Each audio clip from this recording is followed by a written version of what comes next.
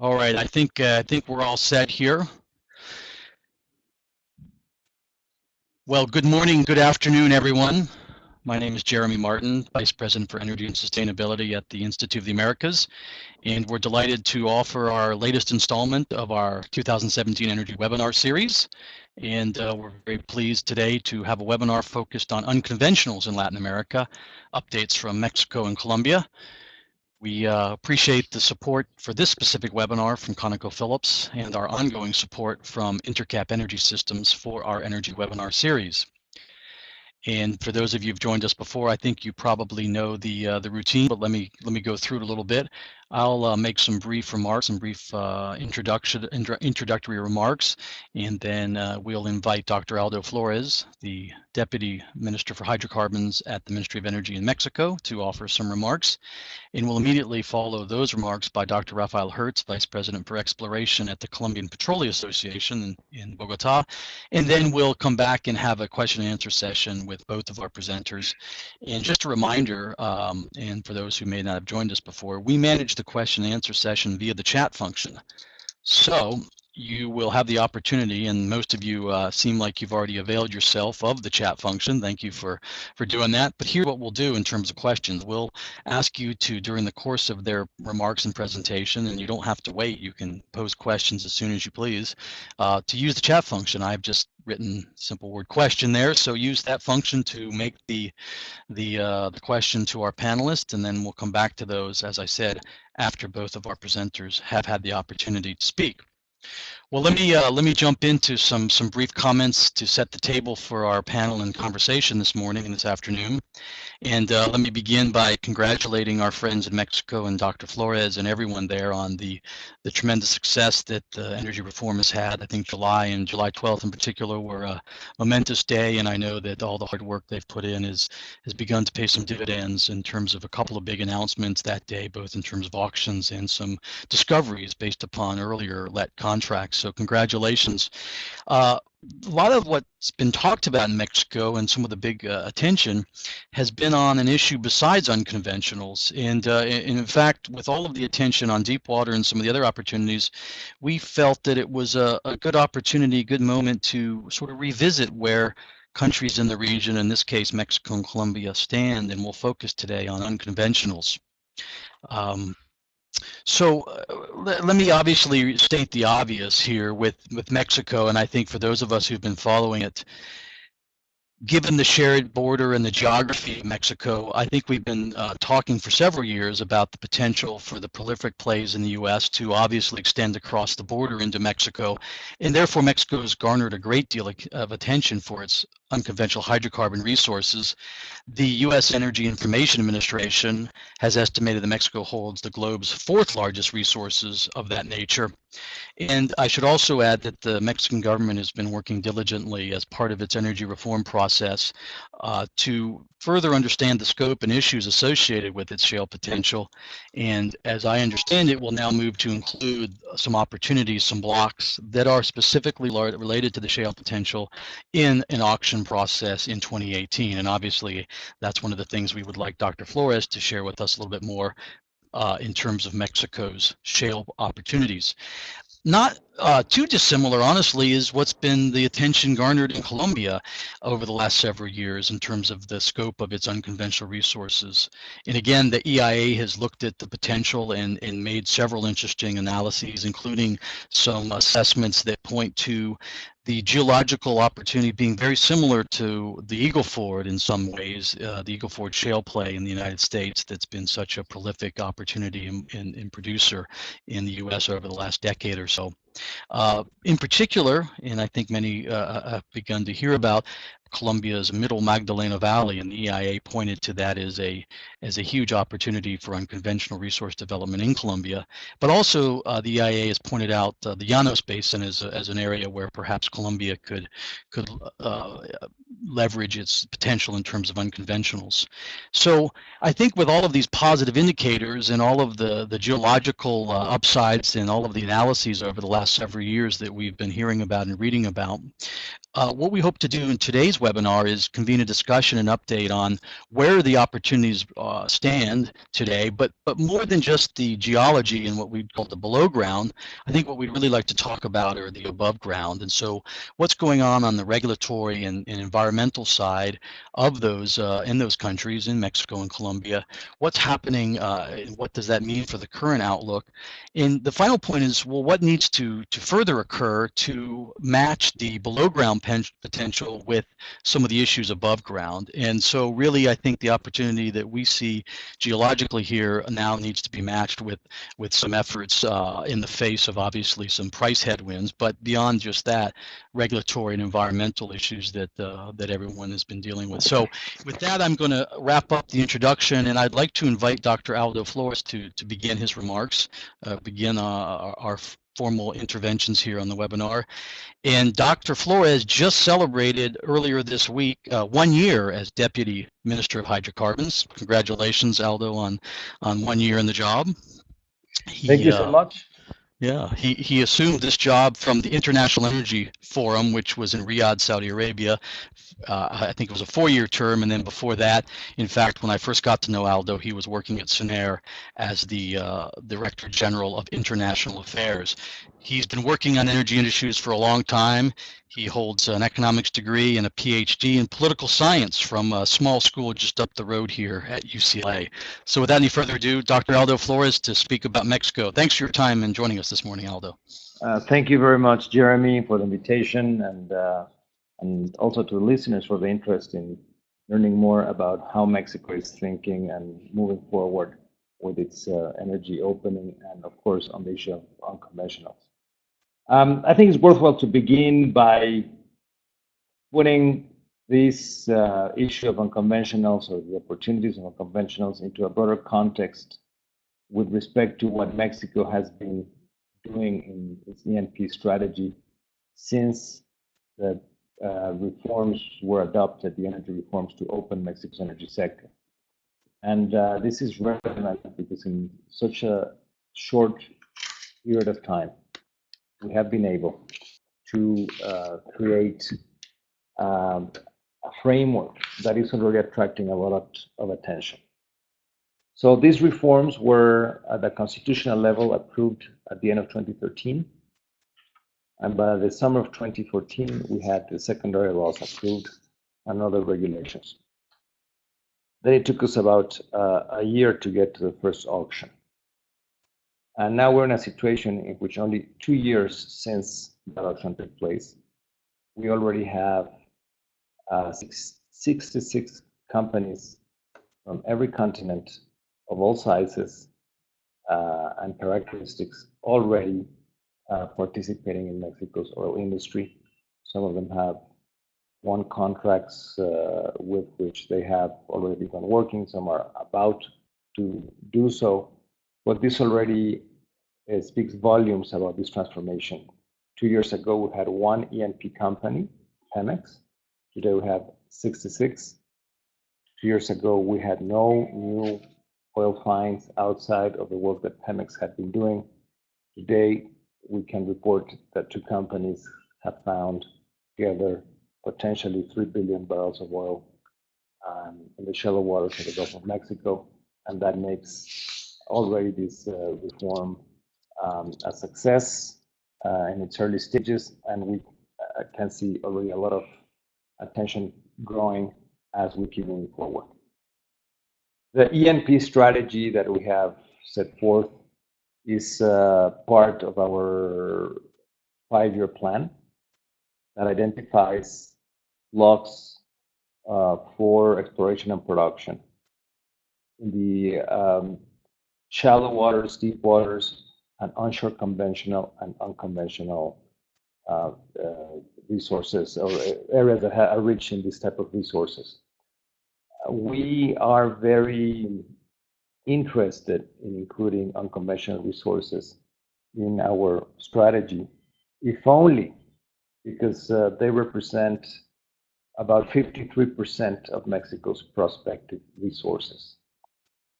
These resources alone represent more than 100% of the hydrocarbons Mexico extracted in its history.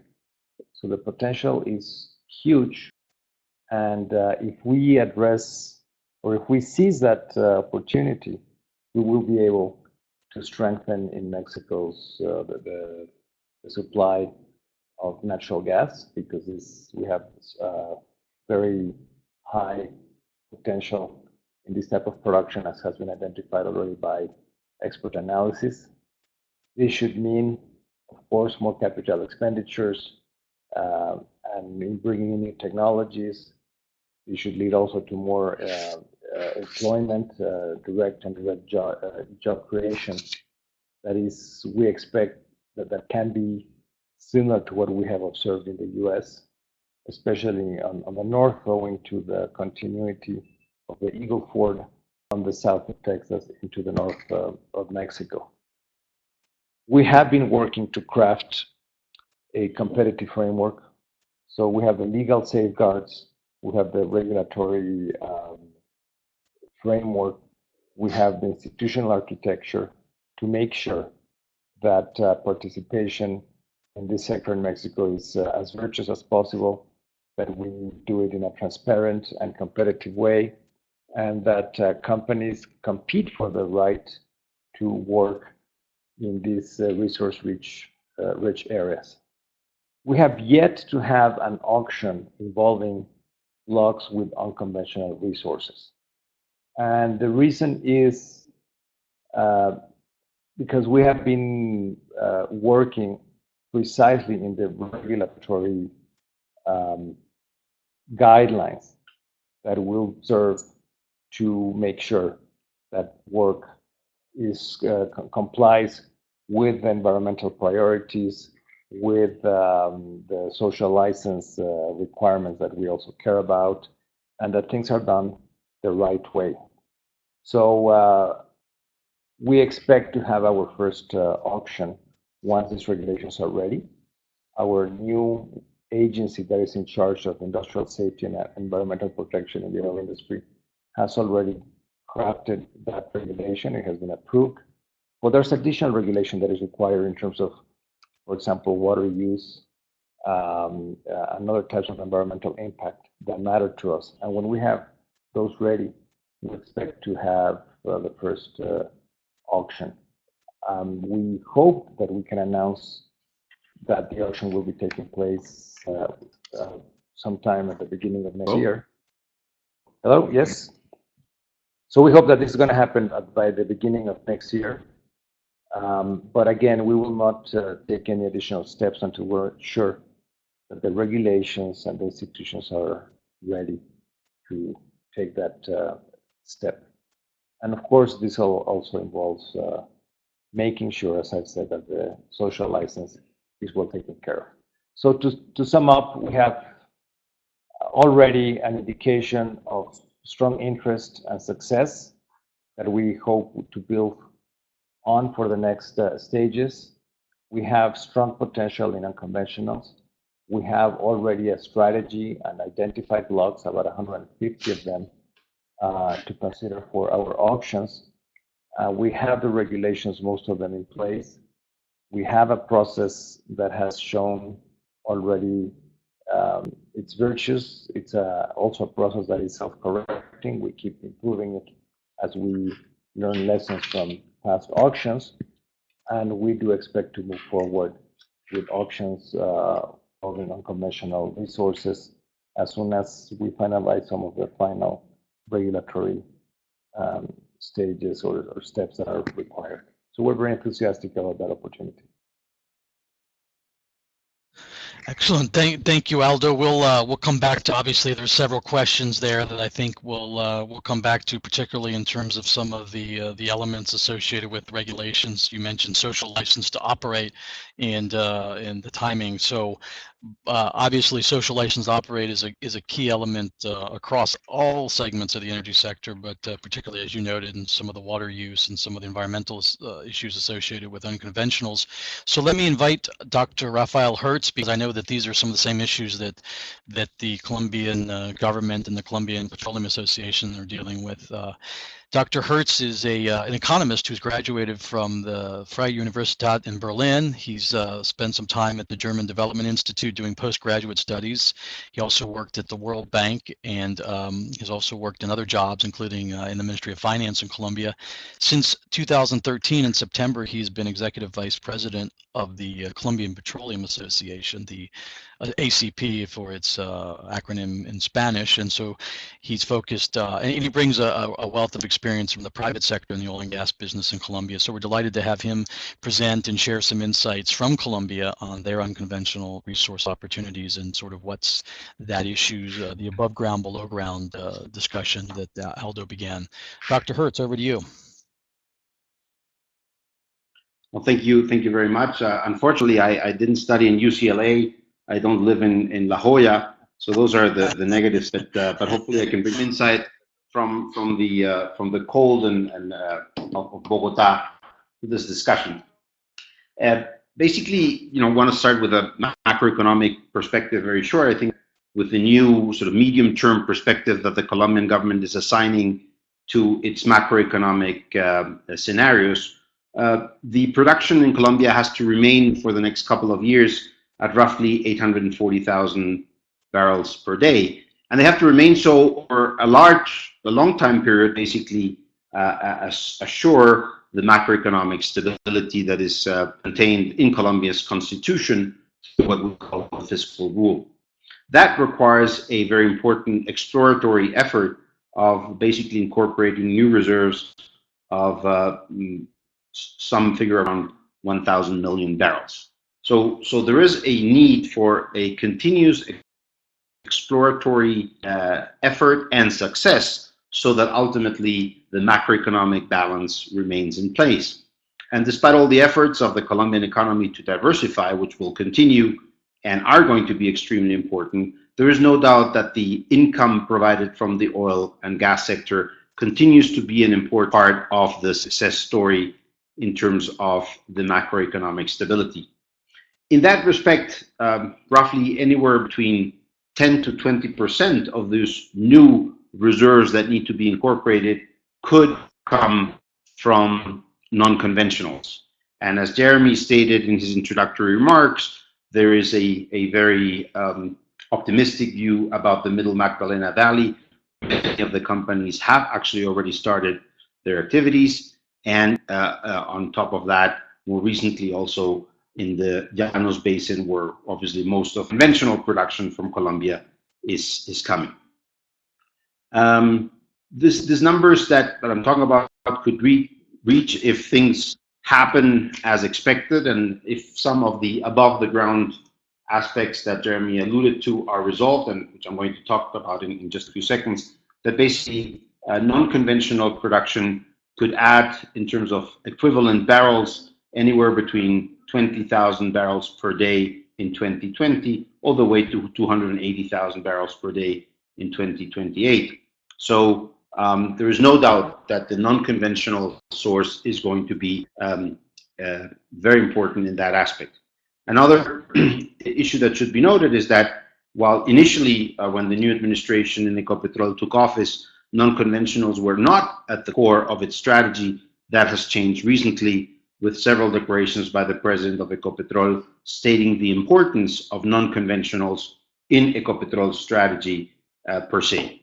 So those are the sort of contexts in which we're talking about of the role that it could play. Currently, in terms of the non-conventional map, if you were to state it, and all of it is currently in the Middle Magdalena Valley, there are basically 9 projects that are in evaluation and have started exploration activity. 2 are awaiting the license to be able to explore, and there is 1 project in extensive trials. Most of this project at the time are talking about potential gas reserves. which in Colombia are going to be very important because if you look at the most recent numbers, in basically a period anywhere between 4 to 6 years, Colombia would need to import gas if it doesn't increase its own exploratory efforts. We're talking about, in terms of this activities, I was talking about an investment that could be anywhere around 230 to 240 million US dollars over the next 4 years. So we're talking about an important element that leads to even more importance if we take into account that there is an increase in energy demand in the country, that there's an accelerated decline of distant fields in country, and again, because of the macroeconomic aspects that I was talking about. Now, having said all of the above, obviously, non-conventionals require a long time in terms of its technical and economic preparation, but also a sense of certainty that is required even more so than conventionals, not only because of its time perspective, but also to a large extent because of its production style, if you want to put it, or it's much more similar to an industrial production than the typical conventional oil production. Knowledge and certainty about what is going to happen is extremely important for many of these companies to commit the investments. So what has happened, and where are the things that are positive, and where are the challenges that remain in terms of non-conventionals in country? I think one of the important issues are obviously the economic conditions, and in that respect, non-conventionals have undertaken, or there's a result of regulatory changes that are important. One, there has been in Colombia there have been two tax reforms in 2014 and 2016, which have, at least in the latest tax reform in 2016, not substantially added the tax burden of oil companies. And there has been a introduction of a specific incentive. It's called CERT, Certificado de Reembolso Tributario, a tax return reimbursement certificate that could add to some of the incentives to have additional exploration in place. On top of that, the trigger of high prices in the contracts between the private companies, or the companies, because it could be Ecopetrol and the ANH, as well as the royalty payment for non-conventionals, has been adjusted. Those are the good news. And good news on the environmental and technical side is that you have today in Colombia a regulatory regime in terms of exploration, terms of reference, and technical requirements that was studied and published over a 2-year period, analyzed, and today is probably one of the most stringent in many aspects, but also provides substantial certainty about what is required. Having said all of the above, now what are the things that remain? While you have the terms of reference for the exploratory phase, we're still missing the terms of reference for the environmental studies for the production phase. And as I mentioned before, certainty and knowledge in the long run is an important part of that. And that continues to be an aspect that in Colombia requires to be done fast. The second aspect is that not only for non-conventionals, but particularly for non-conventionals, the time frame from which you sign the agreement with the ANH to the time frame when you actually have first oil can be as long as 6 to 7 years. And that obviously is too long of a period in the maturity phase of this particular reserved type. And that is also an issue where Colombia needs to be much more competitive than some of the countries that have also non-conventional aspects. Another aspect important, as I mentioned before, today most of the aspects that we're talking about in terms of non-conventionals is related to natural gas. The aspects of commercializing gas in Colombia need a regulatory adjustment to, again, add certainty, make sure that open season aspects in terms of access to the infrastructure and exports are clear and knowledgeable. And finally, I think also the terms of goods and services for this particular industry need to be enhanced with some regulations and promotion by local and national governments. I'd like to end with one statement that adds to what Dr. Aldo Flores mentioned at the beginning, and that relates to the social license to operate. Non-conventionals continue to be challenged from all kinds of sides in terms of its environmental compatibility and its potential impacts. And in that respect, I think what, in terms of the association we're working with and need to work even more so with the government, is clear statements about the regulation that is in place and how stringent it is, the regulation that will be in place hopefully soon for the production phase, and why non-conventionals can play an important role in Colombia, and how they will be compatible with the environmental challenges that remain in place. And that requires not only technical, environmental, and regulatory changes, but it requires a very forceful communication strategy in terms of explaining in a transparent and opportune manner how this happens. Ecopetrol has started that. This association has started that. The national government will have to play a more important role in this aspect. I think with that, I would like to finish rather than bore you any longer and answer to any questions. Just in sum, there is no doubt that non-conventionals will have to play an increasingly important role in terms of reserve incorporation and macroeconomic challenges. Some advances on the above-the-ground issues have been undertaken. Some challenges remain. Thank you very much. Thank you. Thank you very much, Rafael, for your comments. Excellent in ending on the social license question. I want to come back to that. But first, Aldo, let me ask you a question or two about some of the estimates. I think there was some, focus in Colombia, or Dr. Herz laid out the focus in Colombia and the opportunity, especially when it comes to natural gas.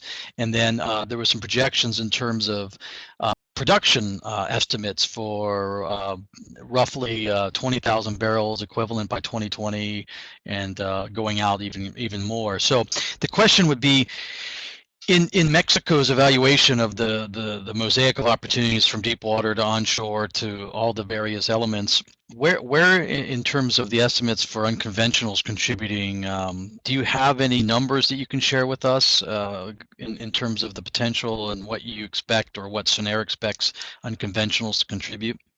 Sure.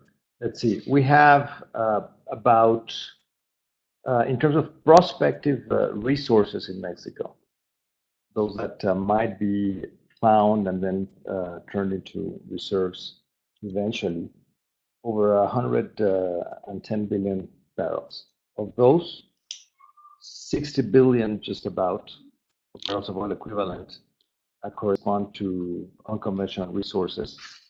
And we are already contemplating in our 5-year plan 53% of those 60 billion barrels that I'm referring to. Those are located mostly in the northeast and east of Mexico, close south of Texas and close to the Gulf of Mexico.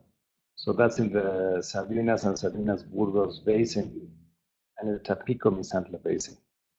The first one, the Sabinas-Burgos Basin, is mostly rich in natural gas. That's mostly dry gas, but there's also wet gas there. And then if you go to the Tampico-Misantla Basin, you start to find more liquids, more oil. And not surprisingly, there is more expressions of interest in terms of working in the Tampico-Misantla Basin than in the Burgos Basin, because it's more commercially viable. But you mentioned that in your opening remarks that we had this very successful auction in July. That involved onshore blocks with a lot of natural gas potential as well. And that was in the Burgos area. So this makes us think that there will be also a lot of interest for these additional blocks that, while I've been referring to them in terms of unconventional resources, they really involve a mix of both conventional and unconventional resources.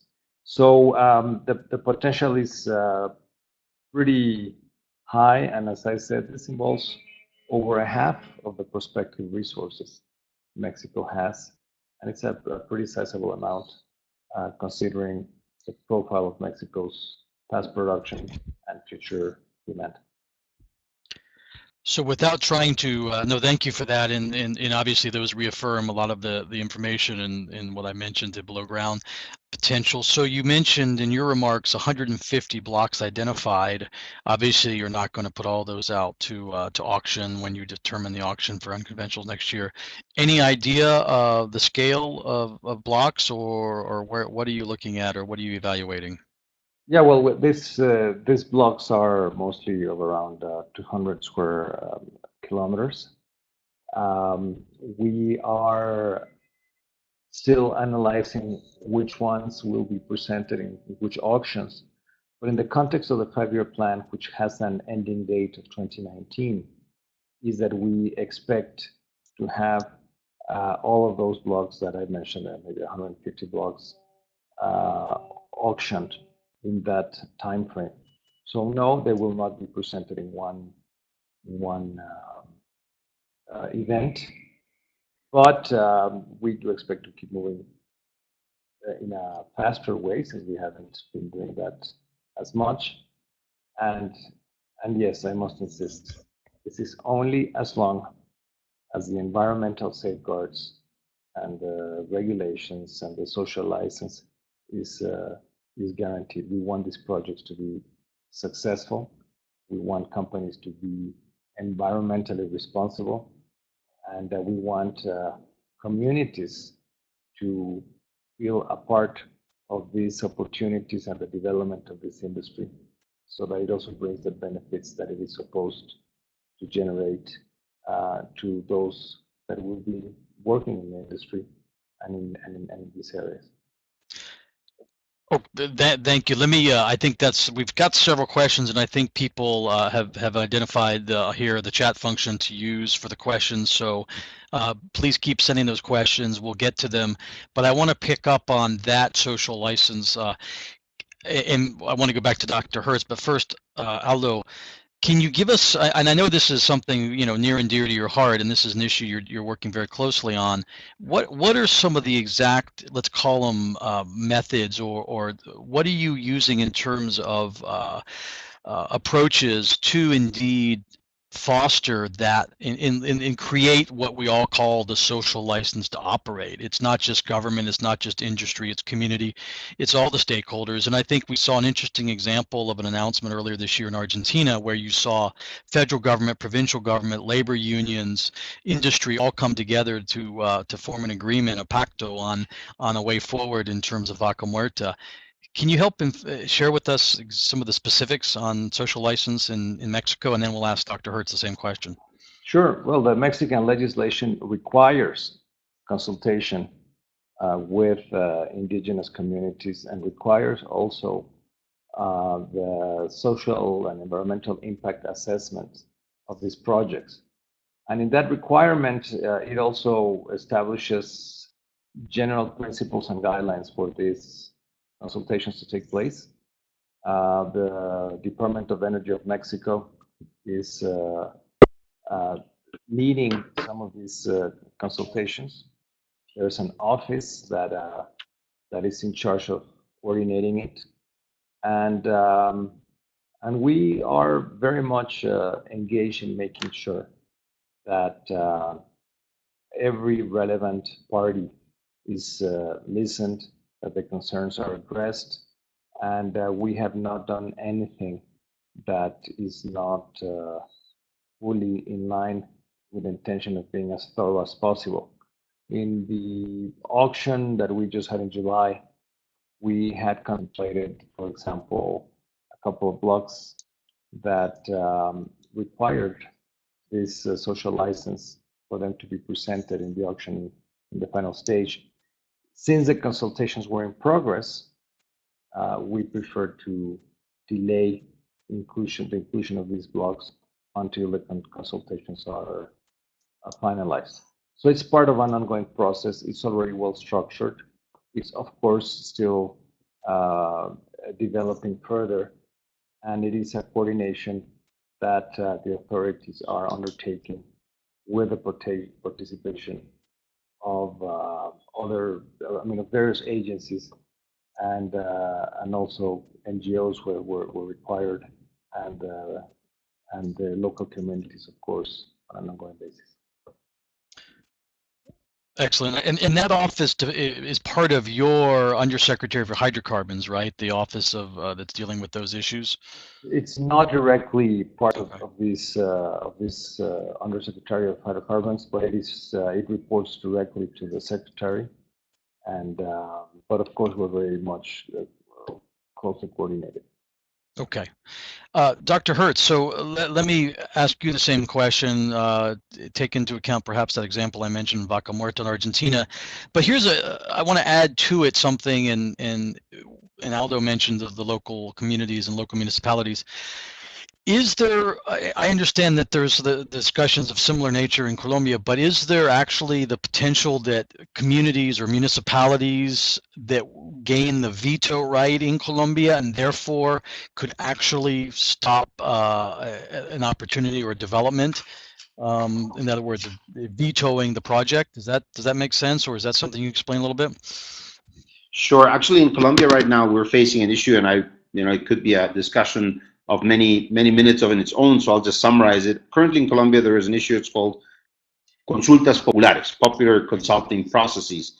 They're not limited to unconventionals by any way or means. They're questions that are asked by the community to the communities in terms of their willingness to accept oil and gas exploration and production activities in the territory of the municipalities they live in and they decide on.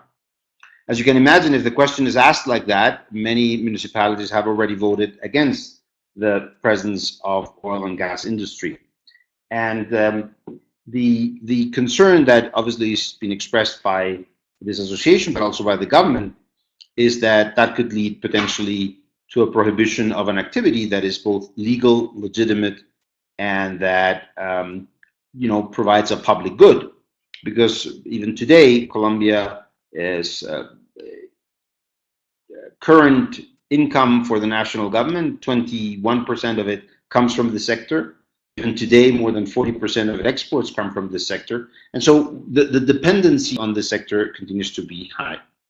In respect of this consultas populares, the issues, I think, are related to 3 or 4 challenges on above the ground issues. One is to have a clear, transparent, open discussion with both communities and local leaders, mayors, governors, about this sector, the importance that it plays, and for the national government to assume an important role in that discussion and in that dialogue.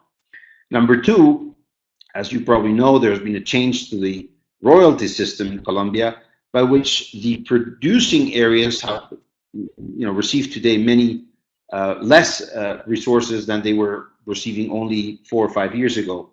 That has led also to an animosity at the local and regional level that requires changes to the royalty system, which are being studied by the government, and whether this government or the next government will approve it, they seem to be a must.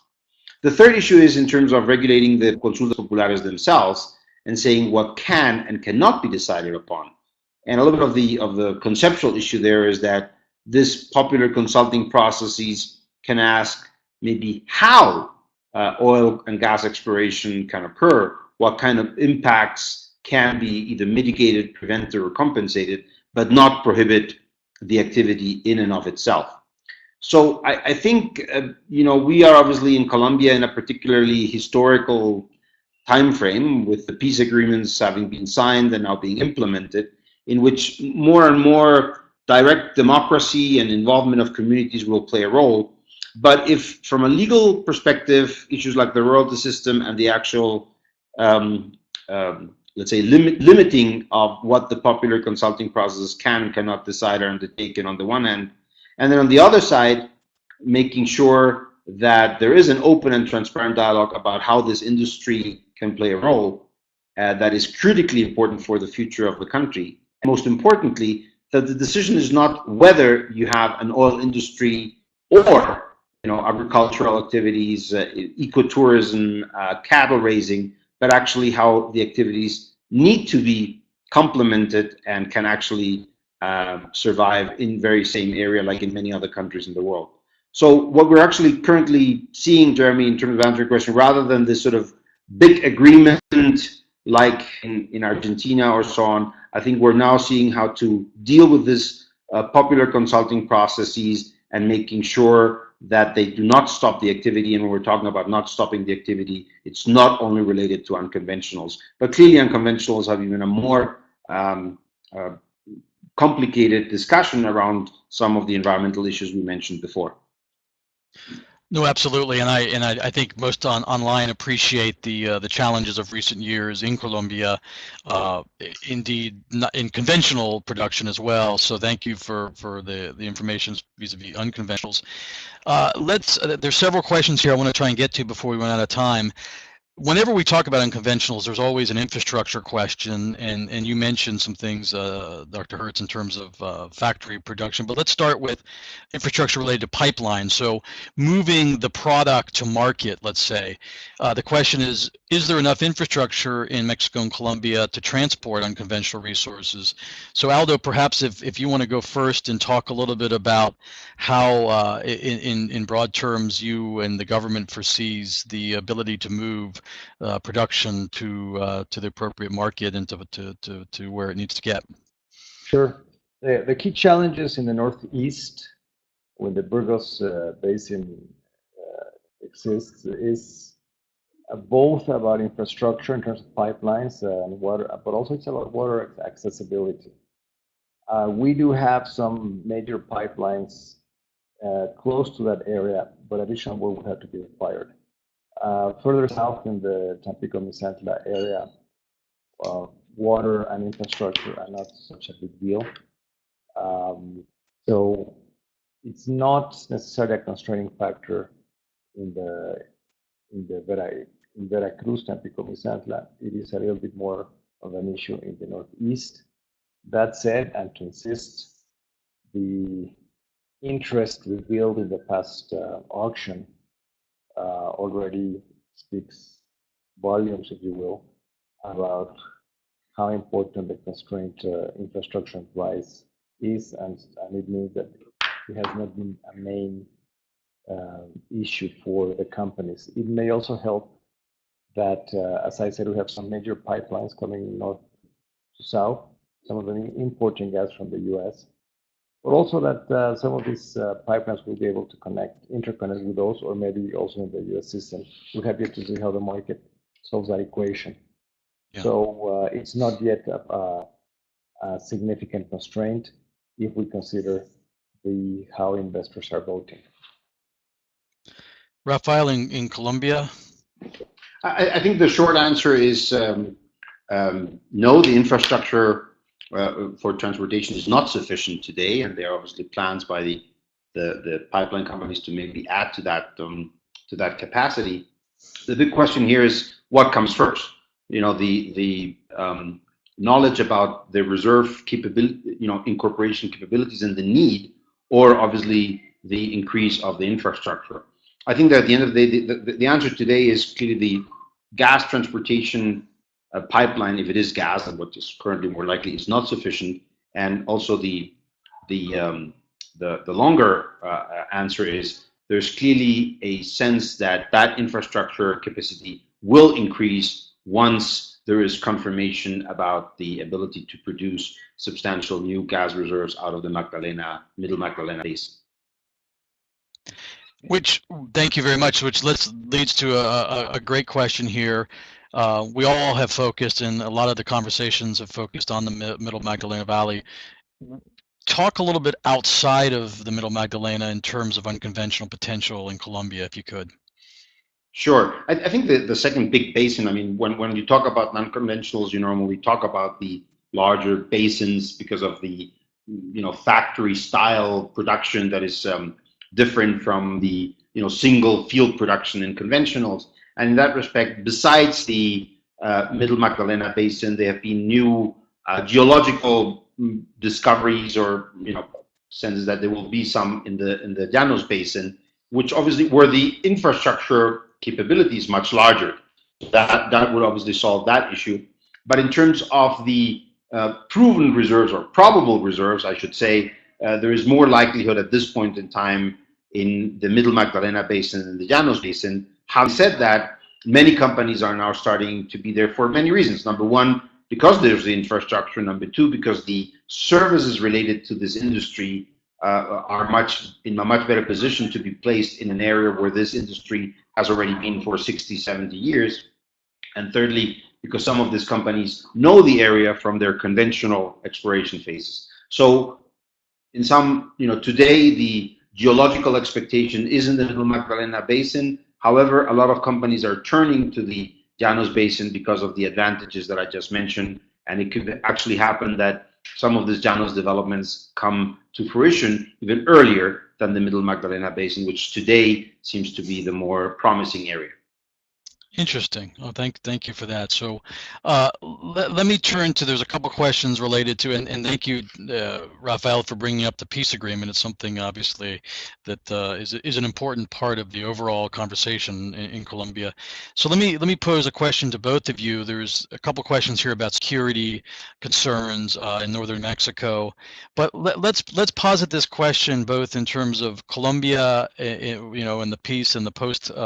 The implementation of the peace accord in some of the areas that obviously had been subject to a lot of, for lack of a better word, attacks and terrorism, and then in Mexico where we've talked for a little while about the security concerns. So Aldo, if you could go first and talk a little bit about what steps. I mean, the question here is, what steps will the government take to assist potential investors' safe access? So in other words, how, as you go through the process of identifying the blocks to put out to auction, beyond all of the issues we've already talked about with social license, what are you looking at in terms of confronting and managing the security question? There's two factors to consider, and I'm sorry to insist. The companies that decided to bid for blocks in the Northeast already have said, in effect, that this is not a limiting factor for them, meaning that the level of security is sufficient to consider these investments that are expected and that have been committed with the awarding of these blocks. So that's one key factor. Now, if facts speak louder than words, companies are already giving their assessment by participating there.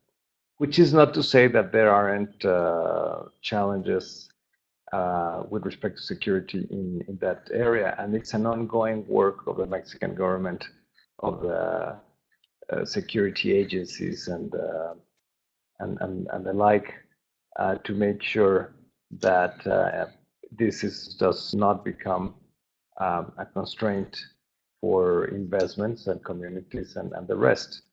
I must also emphasize that companies have been working in that area, certainly Pemex and service companies and the rest, for many, many years. So it's something that, of course, merits ongoing attention and that requires further work on the side of Mexican authorities. But it is at the same time not a factor that has been that's had made companies not approach that area in search for opportunities. No, fair enough. I think that's some interesting points you make, especially given the history of investment in some of those areas. So the question will be, perhaps some of the cost elements going forward. But let me. We're running out of time here, and I do want to ask. There's an interesting question that I want to ask both of you, and then I want to come up to some final thoughts here. In the question is, what do you see as the greatest opportunity for private debt or private equity capital in your respective countries? So I think in terms of the energy reform opportunities, we've begun to see some clear opportunities, and some of the biggest winners so far are private equity backed players. But Aldo, if you want to weigh in a little bit on that question, and then we'll throw it over to Rafael. Well, I think you already pointed out to something that is key. This private equity has been participating, I think, in an increasing trend in Mexico's economic opportunities in general.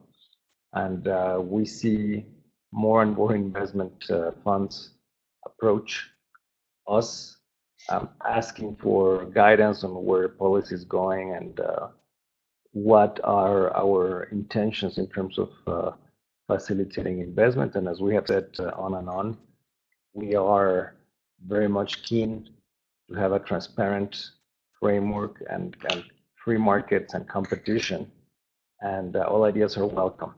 So we see that through the full value chain in Mexico, upstream, midstream, and downstream, there are opportunities to be seized, and we see many companies, not just investment funds, but obviously companies that are already operating in those segments, seeking to either start working in Mexico or expand their activities. So I wouldn't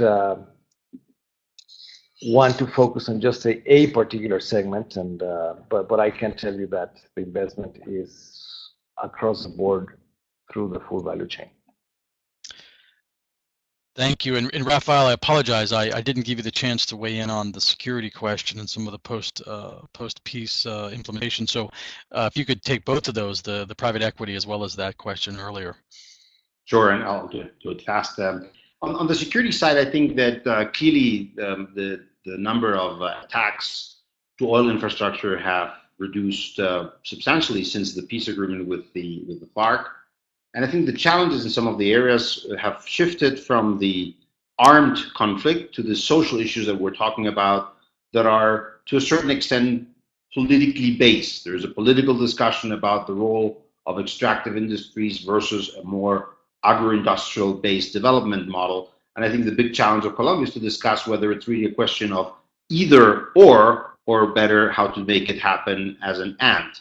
So we're seeing a shift more from the armed conflict to this. Having said that, obviously one issue we're talking about pipeline infrastructure. In the case of the oil pipeline infrastructure, we continue to see attacks from the ELN, which is, as you all know, is the second group in that area. And that continues to pose enormous challenges, both from a security point of view and from an economic point of view to the government. But the idea and the hope is that there will be a cease agreement before the Santos government ends with the ELN as well.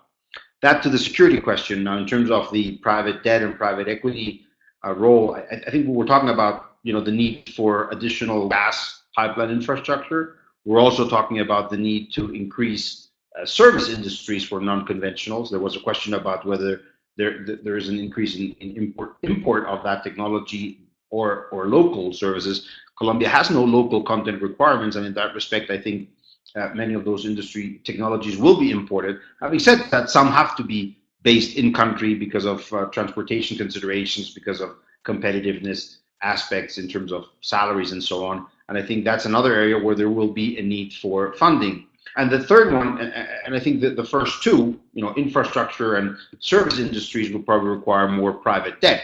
In terms of private capital, the new A&H agreements are to foster some of the participation of private equity funds in oil development, in addition to the traditional operators. And in respect, I think non-conventionals, given the nature of some of the companies that deal in that area and some of the risk aspects, will probably require private equity to play a more and more important role in funding some of those potential fields in the future. No, perfect. Thank you. Thanks for jumping in on one of those other questions. And I apologize that we weren't able to get to every single question, but we are running out of time, and I know everyone's busy. I want to let you go. Let's wrap up our conversation, and I want to thank you both very much again for sharing your time and knowledge and expertise with us as part of our energy webinar series. Let me posit a question that you can use to make some final remarks. Try and focus on what you see as the number one issue or the number one element that you will need to deal with as a government, as an industry, as a civil society in Mexico and Colombia to unleash unconventional resources. So what is the number one issue in your view as we sit here in August of 2017? Aldo? Wow. There's one issue, it's a multidimensional issue. I know, that's why I like to choose these kinds of questions to wrap up, because it's I force you to synthesize an hour into 1 minute. I'll say the one issue that involves all of them, and it's the social license, which we said from the beginning. That means that this involves the right environmental assessment and regulation and approach, the right safeguards in terms of investment, the right use of water, even the what's the word, getting the rights of way for infrastructure that will be required, and the rest. So that will be it. I think that in terms of interest, as I've said, we're getting very strong expressions of interest in these areas. But we will only move forward if all the pieces of the puzzle are in the right place. Excellent. Social license operator. All right, Rafael, over to you. I'll cheat. I'll use two. I'll agree with the social license to operate, which in our case I would say is an issue of getting more information on time to the communities as to what non-conventionals entail, whether and how they're different from conventionals, whether or not there are additional impacts or not. And that will have to play a more intensive role of communication, principally by the national government, and also in addition, obviously, by the industry in itself, but obviously third validators, academia and investigative institutes will play a major role to bring that information and make sure people know more and base decisions on knowledge rather than on perception. The second issue, I think, from a regulatory perspective, and that's why I'm cheating, is about getting terms of reference on the production phase out there as soon as possible from the government in a way that will allow the knowledge to happen, and then issuing environmental licenses as soon as possible and on time to reduce the time frame from the actual signing of the contracts to the actual first oil flowing from non-conventionals in the future. Excellent. Well, no, that's fine to cheat with two there at the end. Thank you both very much, Dr. Aldo Flores, Dr. Rafael Herz. We greatly appreciate you sharing your time with us this morning, this afternoon, depending on where you are. Quick note, don't miss out on an upcoming webinar we'll be announcing shortly. We'll be looking more at the clean energy market, so other elements of the reform in Mexico. And also we'll be doing a roundtable in Panama City on September 28th, talking about some of the elements in the energy sector in Panama, specifically the arrival of LNG and natural gas as part of that that country's energy future. Thank you again to our presenters. Thank you to our sponsors, ConocoPhillips Intercap Energy Systems. And don't forget to follow us on social media, in LinkedIn, Twitter, Facebook, all of those great ways that we have to, as Rafael Herz said, to spread the words, the communication process. So thank you all again. Have a wonderful rest of your day. Aldo Flores, Rafael Herz, we greatly appreciate your interventions today. And we'll see everyone online. Thank you very much. Thank you very much. Bye-bye.